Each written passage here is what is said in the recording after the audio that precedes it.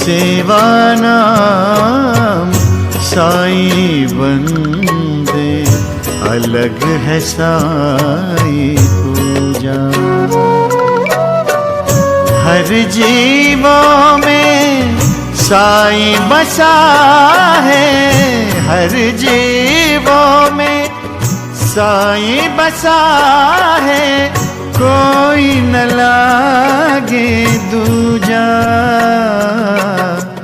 अलग है साईं पूजा, अलग है साईं पूजा।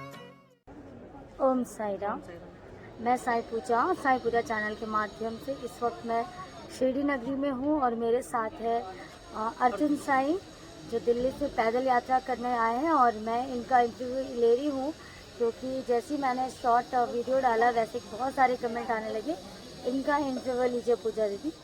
तो लोगों को जानने की जिज्ञासा है कि इनके जीवन में बाबा कब से आए, इन्होंने कैसे निर्णय लिया, तो अपने ज़ुबानी अर्जुन जी बताएंगे। तो चलते हैं, सुनते हैं इनकी ज़ुबानी ये बाबा को किस तरह से मानते हैं और जानते हैं जी। ओम साई राम जी। मेरा नाम अर्जुन साई है, मैं दिल्ली से हूँ और जी मैं दिल्ली में 24 घंटे में भटक रहा था। उसके बाद मेरी तमन्ना थी कि मैं शिरडी घूमूँ और जी मैंने सोचा जब मेरे पे कुछ नहीं है तो मेरी पहले भी तमन्ना थी कि मैं शिरडी अपनी मेहनत से घूमूँ, और इसलिए मैंने सोचा क्यों ना शिरडी पैदल ही चलो, ये भी तो मेरे लिए मेहनत है। और मैंने कुछ सोचा नहीं, कुछ समझा नहीं, मैंने बाबा से बस एक ही दुआ मांगी कि बाबा मैं तेरे दरबार आ रहा हूँ शिरडी और मैं पैदल आऊँगा, बस तुम मेरे रास्ते में किसी बात की प्रॉब्लम ना हो। और मेरे साईं ने जी ऐसी सुनी कि आज मैं आप लोगों के सामने शिरडी में बैठा हूँ और मुझे बहुत रास्ते में प्रॉब्लम हुई है। ऐसा नहीं कि मैं आसानी से यहाँ पे पहुँचाऊँ, बहुत दिक्कतें हुई है, मेरे पैरों में छाले पड़ जाते थे, मैं भूखा प्यासे चलता था जी, दिन रात बहुत हादसे हुए मेरे साथ में। लेकिन उसके बाद मेरे साथ में कई चमत्कार भी हुए। ऐसा नहीं है कि मैं वहाँ से रोता रोता आया हूँ, लेकिन मेरे बाबा ने बहुत साथ दिया जी। कभी मेरा एहसास नहीं होने दिया कि मेरे बाबा मेरे पास नहीं है।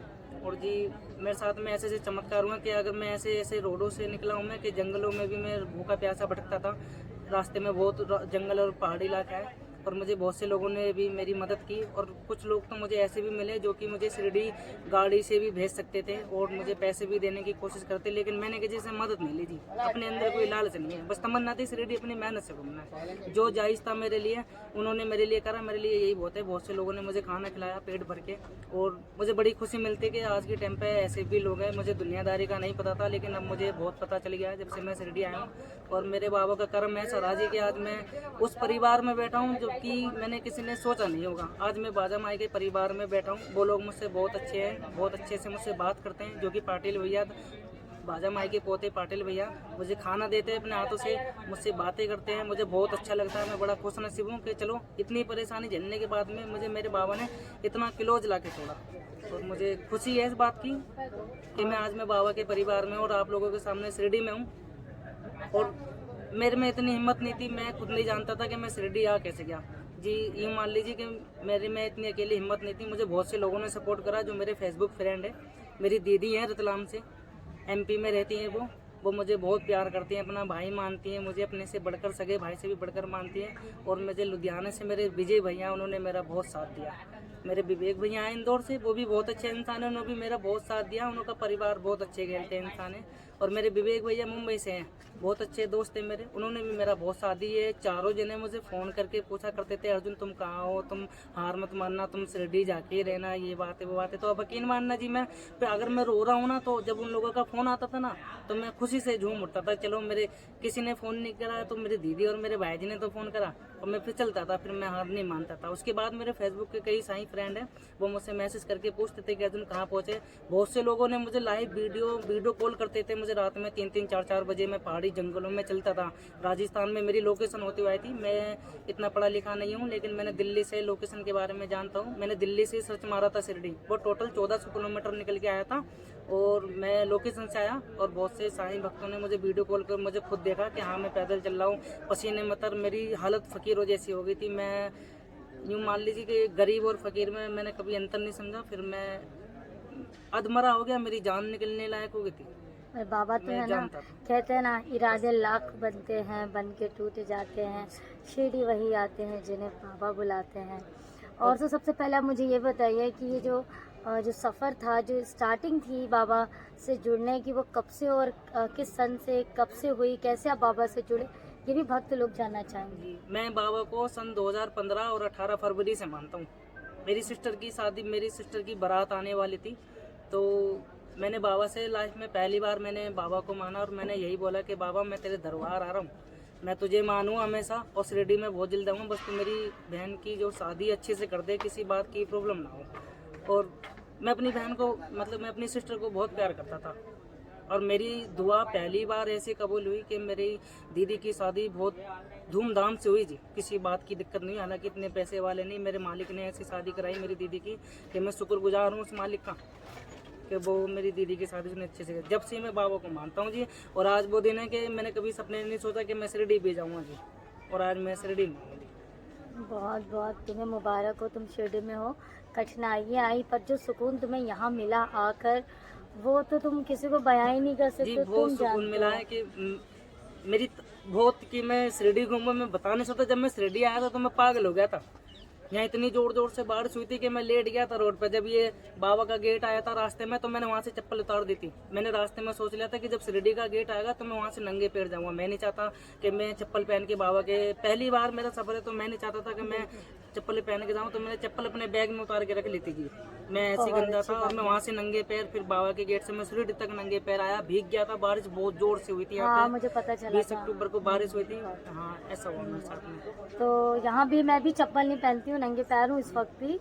मैं शिरडी समाधि मंदिर पूरा, जब जाओ बाबा की कर्म भूमि और बाबा खुद नंगे पैर घूमे हैं, तो हम भक्तों की मजाल क्या कि चप्पल पहन ले। तो मैं भी चप्पल नहीं पहनती। यहाँ पर पूरा शिरडी संस्थान में नंगे पैर होती हूँ, चाहे जाड़ा पड़े, मतलब सर्दी पड़े, गर्मी पड़े, बरसात हो, मैं नंगे पैर ही रहती हूँ। मेरी इतनी औकात नहीं है कि मैं चप्पल पहन लूँ, मुझे नहीं अच्छा लगता। और इस बच्चे का इंटरव्यू सुना मैंने, और इसको मैंने बाबा दिया है और एक पैकेट ऊदी दी है और साईं यंत्र दिया है।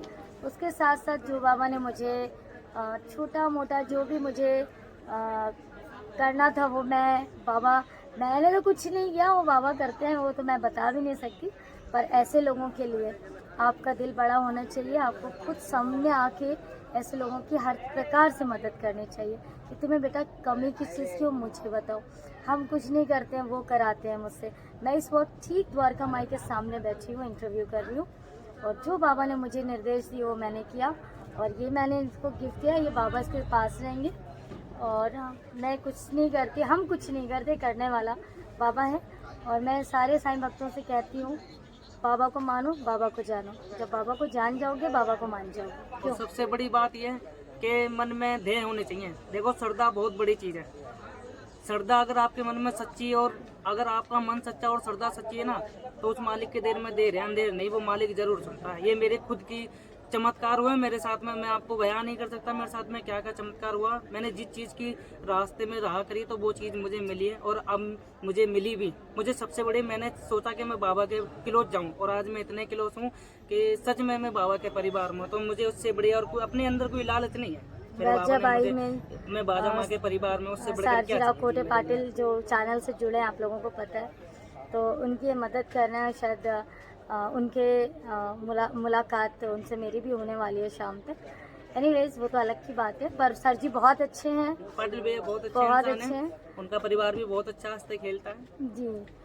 तो चलते हैं, हम इसको भी इंटरव्यू ख़त्म करते हैं। बस मैं यही कहूँगी, श्रद्धा विश्वास रखें, बहुत इम्पोर्टेंट है। और जिनके पास भी एक्सपीरियंस है, 9918073846 पर हमें ज़रूर बताएं। 9918073846 पर हमें ज़रूर संपर्क करें। और दया रखिए, दया में साईं बसते। याद रखिए, दया में साईं बसते हैं। Om Sai Ram, love you all. Sai Ram.